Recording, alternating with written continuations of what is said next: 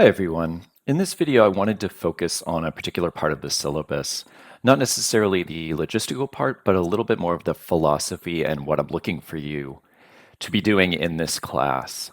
I'll have you remember that the syllabus, nope, not Twine.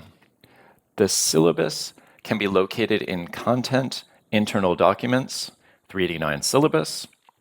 And in case you haven't looked, I'll have you notice that in this, there's a kind of table of contents in the first page. So if you ever forget something during the semester, feel free to take a look at that table of contents and see if you can find things here. What I want to focus on this video is the course description and class tenets, which are on page 2, and what I'm going to be looking for. So a big part of this class, this is a writing workshop, and what that means is that we'll be looking at each other's work and we'll be focusing on writing. So one thing that's really important, and this should be quite obvious, is the quality and imagination of your work. We'll be looking at a lot of materials that come from print fiction in terms of how to develop character or look at plot or setting or some of these craft elements, and those are super important. But it's not everything. What's going to be really important is the way that you improve in those kinds of categories, but you combine that with the critical thinking and execution of how you deal with writing in digital formats. How we have to reconceive how we think about writing, whether it's linear, nonlinear, whether we are branching because we have hyperlinks to work with, whether we're working in shorter or smaller fragments, whether things might move on the page a little bit. We're thinking about what the screen and what Twine can do for us in particular. We may actually do some things with artificial intelligence. You may decide to get user input as part of your pieces. These are all what the digital allows, and it forces us to think differently, to quote Apple, about how we write. So if I'm looking at the class tenets, there are 8 things that are important to me. And some of them would be true with any kind of writing, and some of them are specific to digital creative writing. Number 1, notice stuff. I will harp all semester on your ability to create concrete, precise details using concrete, precise language. For programmers, this is about instantiating your classes. It's about taking something abstract and writing it in a language that is so vivid that we can see, feel, hear, taste, touch that. So the way to get to that is to pay attention to the world around you.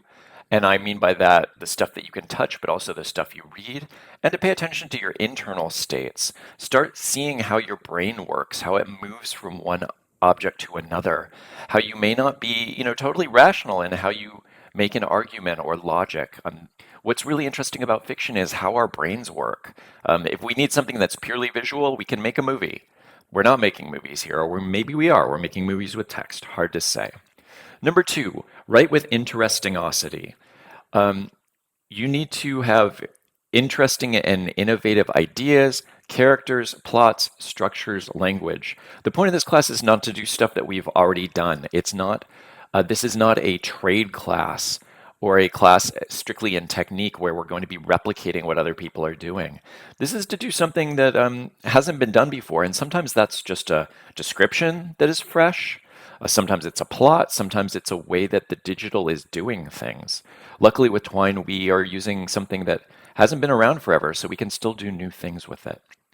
All right, conversely, cliche and abstraction are your mortal enemies. We'll talk during the class about what cliche and abstraction are.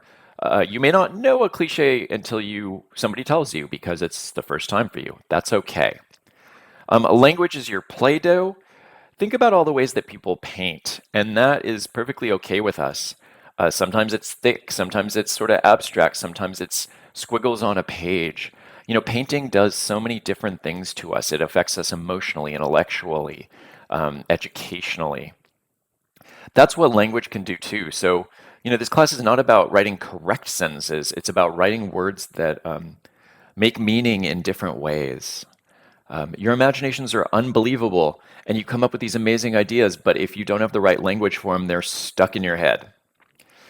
Number 5, engage the inspired, the deep, the intense, the horrific, the joyful, the political. I want you to be thinking about this world we live in right now, how strange it is. You are the best representatives of people who can give us art forms that show us all of this stuff in vividness, that both reflect the world back to us and put a kind of, as the TV show will go, a black mirror to it. So I'm going to really encourage you to have subject matters that matter in a certain way, whatever that means to you. And the Adichie video, will talk about that a little bit. All right, that goes to number 5. Number 6, you have to be really aware and articulate about what the digital can do with and for writing. So half the battle in Twine is not just to figure out that it can branch, but all of the things that it can do and test the limits of those things. Sometimes there are some artists that deliberately break software because it comes up with really interesting artistic frameworks. We're going to try to push the envelope of what Twine can do and go beyond what it was intended to do. In part, we'll do that by learning how it works really well, in part by looking a lot of Twine's stories, and a little bit by thinking about the theories behind interactive narrative. Why would we branch a narrative so that it's not just on a written page, it just goes in one direction. Here we might go like this into two storylines. We've seen this on TV and in the movies sometimes. What can we do?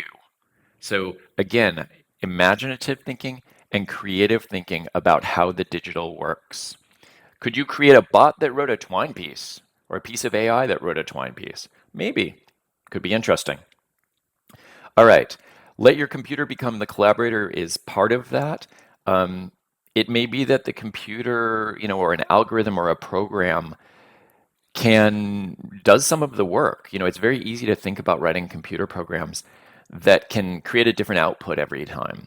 Maybe we do some of that. Now that's advanced work, but I want you to think about the computer, and this is fundamental to digital literature, that the computer is doing part of the work, or multiple humans in interaction with the computer. It's not just your genius intelligence. If we're using a computer, the computer can do some work. And lastly, these are not normal times. How are you going to represent them? This goes back to engaging the inspired. This is the strangest moment that most of us encountered, and it's probably pretty important to get some of these stories down. What is it like to live in 2020 with the fears and hopes and confusions and differences? What is dating like in 2020? What is going to school like? These are things that I want to really encourage you to tackle in your stories. Again, your grade is based on your ability to write well, write differently, come with imaginative things, in combination with an execution of that on the screen in digital frameworks, and to think through how those digital frameworks, how Twine affects the kinds of stories you tell. One thing that should be clear to you is you can't just write 10 pages on paper of a linear narrative and then translate it into a digital framework. It just doesn't work. The more we think about writing digitally, the more we can do with the digital. All right, that's what I have to say for now about the kinds of work we'll be doing this semester. As you can see, it's a combination of creative writing, critical thinking, digital tools, and all of them put together. All right, talk soon.